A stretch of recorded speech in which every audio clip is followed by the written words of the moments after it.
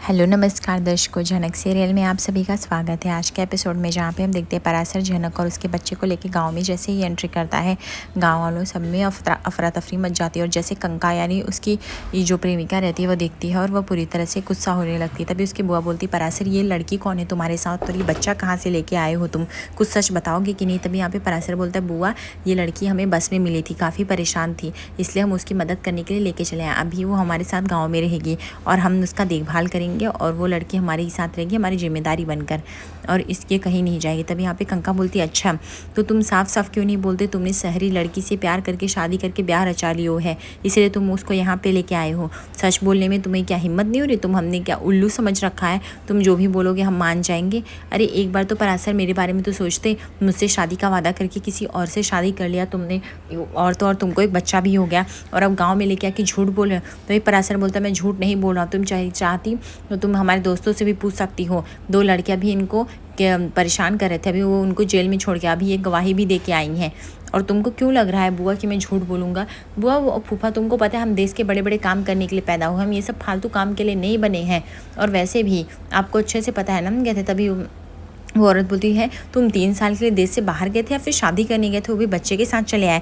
तभी गांव के सारे लोग धीरे धीरे भड़कने लगते, कंका सबको भड़काने लगती, क्या लगता है आपको एक औरत और उसके साथ बच्चा ये ऐसे लेके आए रहेगा, ये ज़रूर उसको अपने गांव में ठहराने आए एक शहरी लड़की से शादी करके, जबकि उसको पता है शहरी लड़की का आना मना है यहाँ पे, लड़कों का भी।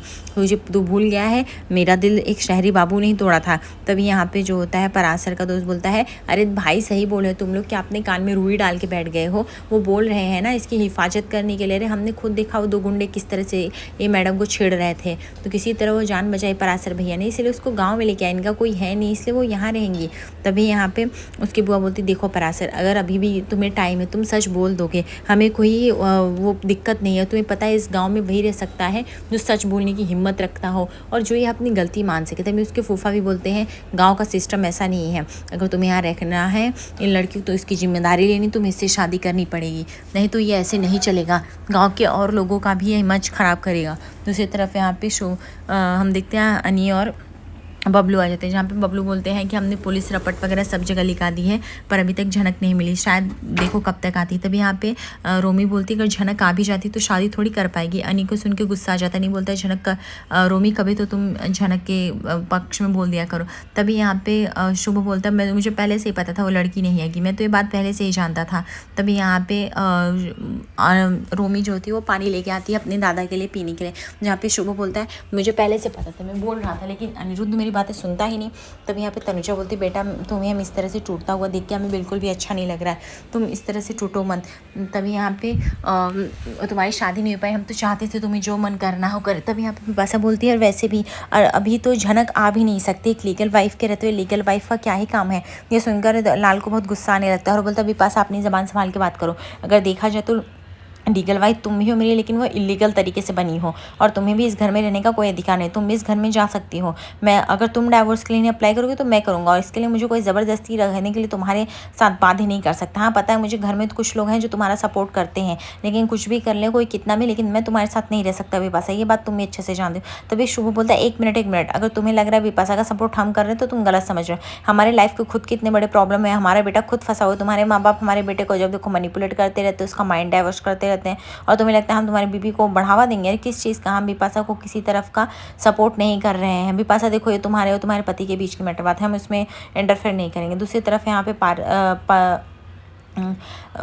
पराशर को गुस्सा आने लगता है। पराशर चिल्ला के बोलता है, कंगा तेरे दिमाग ख़राब हो चुका है, जब मैं एक बार बोल दिया हूँ कि ये लड़की मेरी पत्नी नहीं है, ना ही ये मेरा बच्चा है, तो तुझे ये बात क्यों नहीं समझ में आती। कंगा बोलती है, अच्छा तो हम पागल दिखते, तुम जो बोल दोगे वो हम मान लेंगे। अरे इसका पति बच्चा कहाँ, ऐसे ही कैसे तुम्हारे साथ कोई लड़की आ सकती है, हम गाँव में रहते हैं लेकिन हम लोग बुद्धू नहीं है, क्यों गाँव वासियों क्या लगता है। तभी यहाँ पे उसके फूफा बोलते, देखो पराशर तुम हमारे बेटे जैसे हो, माँ बाप के मरने के बाद हमने तुम्हें पाला पोसा बड़ा किया, बेटे के जैसे एक दर्जा दिया, इसलिए हम नहीं चाहते तुम्हारी नाक काटो, जो भी है सच्चाई बताओ। तभी यहाँ पे कंका बोलती है, हमसे शादी का वादा करके हमारा दिल तोड़ दिया, अब उसको घर में लेके आए हैं, घर में जगह देना चाहते हैं। तभी यहाँ पे कंका की जो सहेली रहती है, जो झनक को लेके आ रही थी, वो भी चिंतित होने लगती है और वो बोलती है, क्यों नहीं पराशर, तूने तो बोला इस लड़की को तू मदद करने के लिए और हम भी मान गए, लेकिन अब लगता है कि ये सब झूठ था, ऐसा नहीं। तभी झनक बोलती है कंका को, प्लीज़ आप ऐसा मत कहिए, ये सच में मेरी मदद कर रहे हैं, मेरा इनसे कोई रिश्ता नहीं, मैं इनसे तो पहली बार बस में मिली, मैं तो इनको ठीक से जानती भी नहीं हूँ। तभी ये सुन के कंका बोलती एकदम शांत हो जाओ, मैं तुमसे कुछ पूछी। तभी पराशर बोलता है एक काम करो, झनक को अंदर लेके जाओ। अरे झनक को अंदर लेके जाओ। तभी यहाँ पे ये सुनकर जो थी कंका का खून खौल उठता है। बोलता है वाह देखो घर में भी जगह देने लगे हैं। अब इससे क्या पता चलता है, एक घर में इस तरह से जगह दे रही हो, तुम्हारी पत्नी ही हुई ना। तभी तनुजा बोलती है बेटा तुम इस तरह से चिंता मत करो, अनी सब कुछ ठीक हो जाएगा, लाइफ में आगे बढ़ना तो पड़ेगा ना, तुम ऐसे कब तक बैठे रहोगे। छोटा जो होता है वह बोलता है कि वैसे भी जो जान बचाए वो तो उसकी कदर की नहीं गई कभी, तो क्या बोलने का। दूसरी तरफ हम देखते हैं कि रोमी बोलती है कि अभी मुझे लगता है कि झनक कभी नहीं आएगी, और अब वो आ भी गई तो शादी तो नहीं कर पाई, क्योंकि अर्शी बोलती तो कभी डाइवोर्स देंगे ही नहीं। यह सुनकर अनी एकदम खामोश हो जाता है और बोलता है कि प्लीज़ रोमी तुम ना ही बोलो, इस बार कुछ तो अच्छा रहेगा। जहाँ पे छोटौन भी रोमी को शांत रहने के लिए कहता है। शुभ जो होता है वह अनी का हालत देख के बोलता है कि देखो अनी बेटा अभी भी देर नहीं हुई है, ठीक है, तुम और अर्शी चाहिए तो प्लान करके तुम लोग अपना रिश्ता कायम रख सकते हो, तुम लोग को जो करना है कर सकते। दूसरी तरफ यहाँ पे अंजना बोलती ठीक है अभी सब लोग शांत हो जाओ, पहले तो आप मुझे बताइए कि पुलिस ने क्या कहा, क्या क्या बातें हो। तभी यहाँ पे बबलू बोलता है पुलिस ने कहा कि इस शहर में मिलना इतना बड़ा शहर है, मुश्किल है, वैसे बस स्टॉप एयरपोर्ट सब जगह हम लोगों ने देख डाला पर कुछ कहा नहीं जा सकता है। दूसरी तरफ यहाँ पे अंजना बोलती अनी बेटा चलो तुम कुछ खाना खा लो, ऐसे रहोगे तो तुम्हारी तबीयत खराब हो जाएगी। अनिरुद्ध बोलता है अब खाना बोल रही मेरी ज़िंदगी तबाह हो गई है, बड़ो माँ में कुछ खा नहीं सकता है। शुभ बोलता है अरे वो लड़की नहीं आने वाली, वो लड़की इस बार अपनी मर्जी से गई है, तुम लोग कितना भी ढूंढ लो वो लड़की मिलने वाली नहीं है, क्योंकि इस बार तो उसको अपनी बेइज्जती जैसी महसूस हुई है ना, वो जो शादी नहीं कर पाई है। तभी दूसरी तरफ छोटान कहता है कि कुछ तो शर्म कीजिए आप लोग, उस लड़की ने आपके बेटे की जान बचाई थी, इसलिए आज आपका बेटा आपके सामने है, लेकिन आपने कभी ना, और भूल जाते हैं कि किसकी वजह से जान ली गई थी। तभी यहाँ पे छोटान बोलता है, यहाँ पे अनी बोलता है छोटान रहने दीजिए, इन लोगों को याद ही क्या रहता है, वैसे भी ये लोग एहसान फरामोश लोग हैं। छोटान बोलता है हाँ सच में ये लोग एहसान फरामोश लोग हैं। जहाँ आप दूसरी तरफ हम देखते हैं कि उसकी बुआ भी बोलती है देखो परासर अगर तुम इस लड़की की जिम्मेदारी लेना चाहते हो तो इसको अपने घर में रखना चाहते हो रखो, लेकिन पहले से शादी कर लो गांव के रीति रिवाज के मुताबिक, हम लोग भी जान जाएंगे हाँ ये तुम्हारी पत्नी है, उसको स्वीकार कर लो, नहीं तो तुम ऐसे नहीं सकते। परासर बोलता है हम लड़की की इज्जत करते हैं इसलिए हम करेंगे, हम उसको घर में दर्जा देना चाहते हैं और वो हमारे रूम में रह सकती है। तभी यहाँ पे गंगा बोलती वाह रूम में रखोगे अब अपने, तो इससे साबित हुआ ना तुम्हारी बीवी। तभी परासर बोलता है मैं फूफा के पास सो जाऊँगा चटाई डाल के, ये सिर्फ रूम में रहेगी, मैं सिर्फ रहने का जगह दे रहा हूँ। और ये बात मैडम आपको पता है ना, रहने का सिर्फ जगह मिल रहा है, काम करना आपको जिम्मेदारी। तभी पीछे से एक आदमी बोलता है परासर भैया आप गाँव से लौटे हैं, शादी करके पार्टी देंगे ना। परासर बोलता है पार्टी जरूर होगी पर मेरी लौटने की वजह से होगी, मेरी शादी हुई ऐसा कुछ है, जब झूठ नहीं हो जाए। दूसरी तरफ झनक बोलती प्लीज़ आप मेरे लिए इतना डिफ़िकल्टीज़ मत उठाइए, मैं आपको बोल रही हूँ ना, आप मुझे बस स्टॉप तक छोड़ दीजिए मैं चली जाऊँगी। परासर बोलता है अच्छा आप कहाँ जाएंगी, कोई फूल बिछा के रखा महलों में वेट कर रहा है, मैंने देखा किस तरह से गुंडे वो आपके पीछे पड़े थे, अगर वो ज़्यादा दूर नहीं गए होंगे फिर से हमला कर देंगे तो क्या करेंगे, आपको कहीं भी जाने की नहीं ज़रूरत है। एक काम करिए बच्चे मुझे दीजिए, जाके काम करिए, आपको पता है ना यहाँ रहना है गाँव में तो गाँव के तौर तरीके सीखने पड़ेंगे, झाड़ू जाके लगाइए, अपने रहने का व्यवस्था कीजिए। दूसरी तरफ शुभ बोलता है कि मैंने हमेशा झनक को बबलू बोलता है शुभ हमेशा झनक को मैंने बेटी माना है, अब ऐसा लग रहा है कि बेटी की ऐसी हालत देखे ही ना बाप, मुझे ऐसा लगता है कि झनक की कुछ गलत हालत ना हो, अगर ऐसी हो तो इससे बढ़िया वो मर जाए। तभी अंजना बोलती कि क्या कह रहे हैं आप, अपने मुंह से कुछ भी अपशब्द कह रहे हैं। तभी छोटाउन बोलता है अभी क्या कह सकते हैं, बॉडी झनक की जो हालत है उसमें कुछ भी कहना मुश्किल। तभी लाल बोलता बिल्कुल भी नहीं अनी तू चिंता मत कर, डिस्टर्ब मत हो, हम और तेरे साथ चलते हैं ऊपर, हम और छोटाउन तो इससे जो भी बात करनी है तू कर हमसे बता। तभी यहाँ पे शुभ बोलता है अनी एक मिनट, मुझे पता है तुम हमें गलत समझोगे लेकिन सच में तुम्हें ऐसे देख के अभी बिल्कुल भी अच्छा नहीं लग रहा है। तभी यहाँ पे झनक जो होती है वो अपना बच्चा जो होती है वह परासर को संभालने के लिए देके वो जाके अंदर झाड़ू लगाने लगती है। जहाँ पे उसकी बुआ जो होती है वो परासर को समझाती है परासर तू मान क्यों नहीं लेता बेटा, एक बार तुझे बोलने में क्या जाता है, अभी सरपंच जी आएंगे उनके सामने तो तुझे मानना ही पड़ेगा ना कि ये बच्चा और बीवी तेरी है, न तुझे पता है ना उनकी नज़रों में ये रिश्ता भी कायम नहीं कर सकता और तुझे भी इस गाँव से निकाल के फेंकेंगे और तू फिर यहाँ नहीं रह सकता, गाँव के जो कायदे कानून तुझे उस पर उतरना होगा। परासर बोलता है बस ये मेरी दिक्कत है, वो लड़की कौन है क्या नहीं, मैं सबको सफाई जवाब नहीं दे सकता, मुझे क्या करना है बुआ मैं कर लूँगा, आने दो सरपंच जी को। यहाँ पे उसकी बुआ बोलती है ठीक है तुम्हें जो करना है कर लो, बाकी समझाना हमारा काम था, तुमने वैसे भी इस कंका से शादी करने वाला, तुम कंका से कर नहीं पाए तो जिससे करना चाहते हो उससे तो कर लो, गए थे शहर तो तुम ये बड़ा काम करने गए थे, तुमने तो गाँव वालों को एक धोखे में रखा। तब दूसरी तरफ और औरतें जो होती हैं वो भड़कने लगती हैं, वो कहती हैं कि हाँ तुम कंका के साथ तुमने धोखा किया, अगर उस शहरी लड़की से शादी करते तुम्हें पता है ना शहर के लोग कैसे होते धोखेबाज होते, लेकिन तुम्हें प्यार में पड़ना था तो उस शहरी लड़की से ही प्यार में पड़ना था।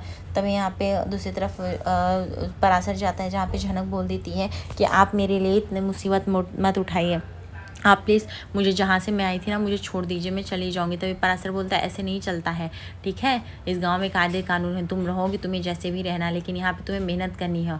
और नौकरी में भी यही है कि यहाँ के खेत जोतना, फल उगाना, यही सब नौकरी है और यही सब तुम्हें करना पड़ेगा, ठीक है। यहाँ की सारी औरतें वही करती हैं और तुम अभी सरपंच जी जैसा बोलेंगे, हम देखते हैं क्या बोलते हैं, वो जो भी बोलेंगे हम उस पर सहमति करेंगे। गाँव वाले यही कहेंगे शादी करने के लिए, लेकिन तुम उसके लिए वो मत करना, उकसना मत। तभी यहाँ पे झनक बोलती है मैं आपसे शादी नहीं कर सकती। तभी पराशर बोलता है मैं तुमसे शादी के लिए मरा भी नहीं जा रहा हूँ, ये बात तुम्हें भी अच्छे से पता है। ये सब मैं क्यों बता रहा हूँ, क्योंकि तुम्हें पहले से पता होना चाहिए कि अपने साथ आगे क्या होने वाला है, ठीक है। अभी मैं तुमसे कुछ ज़्यादा नहीं बोलूँगा, तुम आगे समझदार हो, तुम्हें समझना पड़ेगा कि क्या होने वाला है क्या नहीं होने वाला। हमारे गाँव में से नहीं रह सकते। उसी तरफ फनी बोलता है कि सच में मुझे तो लगा कि आपको मेरी ऐसी हालत देख के मज़ा आ रहा होगा, आपको अच्छा लग रहा होगा, क्योंकि मैं यही डिजर्व करता हूँ। शुभ बोलता है क्या बोल रहे हो बेटा, तुम मेरे बेटे हो, मैं चाहता हूँ तुम अपनी लाइफ में आगे बढ़ो, मैं क्यों चाहूँगा कि तुम्हारे साथ ये सब हो। तो भी अनिरुद्ध बोलता है जब झनक थी तो कभी आपने उसे एक्सेप्ट किया ही नहीं, मेरा प्यार, मेरी खुशियाँ, सब कुछ अर्शी ने बर्बाद कर दी, क्योंकि उससे देखा नहीं गया। मेरी ही गलती थी जो मैं अर्शी पे भरोसा कर लिया। मुझे लगा कि और मुझे डाइवोर्स देगी और मैं झनक के साथ रिश्ता कायम कर सकूँ। तभी यहाँ पे तनुजा बोलती बेटा हम तुम्हें ऐसे नहीं देख सकते, मैं एक अच्छी, तुम्हें अर्शी के साथ नहीं रहना कोई बात नहीं, तुम मत रहो, हम अच्छी से अच्छी लड़की लाएंगे जिसकी वजह से, जिसके साथ तुम अपना घर बसा सकोगे। मैं नहीं चाहती हमारा बेटा ऐसा रहे। तभी यहाँ पे मिमी बोलती माँ आप पागल हो गए, आप क्या बोल रहे हो। दूसरी तरफ पराशर बोलता है मंजूर है तो तुम यहाँ गाँव में रह सकती हो, गाँव के कायदे कानून के हिसाब से तुम्हें गाँव के उसमें ढलना पड़ेगा। शादी के लिए बोलेंगे, तुम्हारी जिम्मेदारी उठाने के लिए तो मैं तुम्हारे और बच्चे का जिम्मेदारी उठा सकता हूँ, लेकिन फिर भी तुमको इंडिपेंडेंट बनना है, अपने पैरों पे खड़ा उतरना है। झनक बोलती है हाँ वो सब तो पता है मुझे। दूसरी तरफ यहाँ पे अनिरुद्ध जो होता है वो बोलता है एक बात सुन लीजिए, झनक मेरे दिल में थी, है और रहेगी, मैं इस झनक का नाम लेता रहूँगा। दूसरी तरफ हम देखते हैं पराशर के सारे दोस्तों मिलकर बात करते हैं, जहाँ पे उसका एक दोस्त बोलता है अगर अपना चेला ग्रुप का मुखिया गड़बड़ हो तो उसके फ्रेंड लोगों को बताना उसकी जिम्मेदारी होती है। और मुझे अभी भी लग रहा है कि पराशर भैया ने उस लड़की से शादी की, वरना सोचो अगर बस में कुछ हाथापाई हुई होती तो वो मार के गिरा देते, उसको गाँव में लेके आने की उन्हें क्या ज़रूरत थी। अगर गाँव में लेके आए तो ज़रूर कुछ बात है ना, वो भी बच्ची के साथ, अगर उसके बच्चे तो उसका पति कहाँ है, ये क्यों है उसके साथ, ऊपर से उसको घर में रखने को रेडी हो गए। मुझे तो लग रहा है कि कंगा सही बोल रहे। तभी उसका दूसरा दोस्त बोलता है मुझे तो लगता है कंगा का पत्ता कट हो गया, कहाँ कंगा शादी के सपने संजो के रखती थी और यहाँ पे अपने पराशर भैया शहरी से जाके शादी करके चले आए हैं। तभी यहाँ पे उसका दोस्त तो हंस रहा होता है। जब भी कंका जाती है दौड़ से तभी वो देखती है उसका दोस्त को हंसते हुए और वो एक थप्पड़ जड़ देती है, बोलती तुम्हें शर्म हम नहीं आती, जब देखो हंस रहे हो, मेरी स्थिति में हंस रहे हो, तुम तो चाहते ही नहीं थे मैं और पराशर कभी शादी करें, इसलिए तुमने ये जाल बुनाया, लेकिन कब तक करोगे। मेरे और पराशर की नज़दीकियाँ मिटाने के लिए तुमने ये सब किया। पराशर तो कभी शादी करना नहीं चाहता था, तुमने ही उसके कान भरे रहेंगे ना, शादी कर लो शादी कर लो। तभी पराशर जाता है, बोलता है क्या कंका क्या है ये, तू क्या शोर मचा रही है एकदम दोपहर को ही आके वो भी गाँव में। तभी कंका बोलती मैं शोर मचा रही हूँ, वाह अच्छा है, तू जो करके बैठा है उसका क्या, सरपंच जी बस आने ही वाले हैं, तभी तुम लोग को पता चलेगा, तुम लोग तभी मानोगे कि शादी हुई। तभी झनक बोलती बस करी दीदी, मैं कितनी बार बोल रही हूँ मेरी शादी नहीं हुई, लेकिन आप मानने को रेडी नहीं है।